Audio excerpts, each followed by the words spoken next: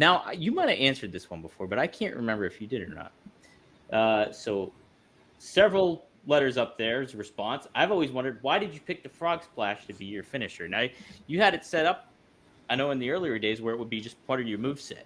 And then, like, you wouldn't even sometimes get the pinfall off of it. So how did you kind of decide on the frog splash for it? So, a wrestling promoter from Tampa, Florida, named Ron Slinker, Mm-hmm. he discovered me. I gotta get the other end of the quote so you don't quote the rest of my paragraph. In USWA, he was there working a little bit with Bill Dundee, but mostly there to have his eyes on his son-in-law, Dennis Knight / Tex Schlesinger. Yeah. Yeah. Mm-hmm. Midian. Yeah, thank you. Mm-hmm. And so he was there for that, but he saw me and he said, "Kid, you're going to be world champion someday, blah, blah, blah." He brought me down to Florida. He gave me the name Rob Van Dam. He got me the job in WCW with Bill Watts.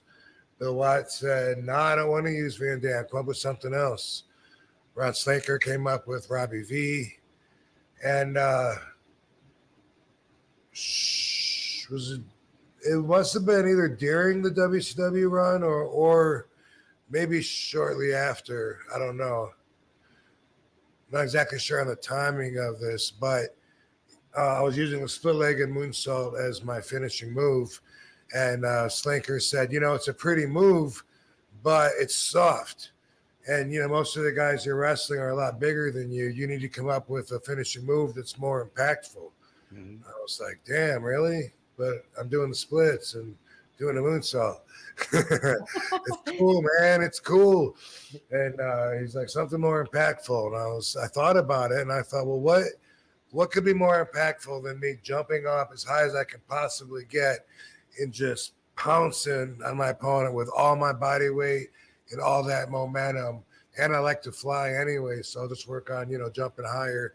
And that's how I came up with the using the frog splash as my finishing move. I used to arch and do a pretty arch in the air and then like full down at the last second to try to catch myself as much as I could. And I broke my wrist in a match with Stevie Richards in '96. And after that, instead of doing the pretty arch back, I started like doing like I do now, where I kind of crunch in at the hips a little more to peak at the top and then come down from there with all of my impact. Which, by the way, I can probably hit somebody even harder now that I've come up with the Van Terminator. That arguably has even more impact. Oh yeah, no doubt. Now, obviously Eddie had his frog splash? Did you guys get territorial about it, or were you just like, hey, we got our own style of it, no big deal? Yeah, it was never an issue. And when we tagged, we had fun with it, doing it off opposite corners or jumping across to each other's closer opponents, and it was just part of the true life story. So that's the best. Yeah, and your guys' both were so different too. You could tell from the style and the execution of it all. They were their own unique way of doing it. So, cool.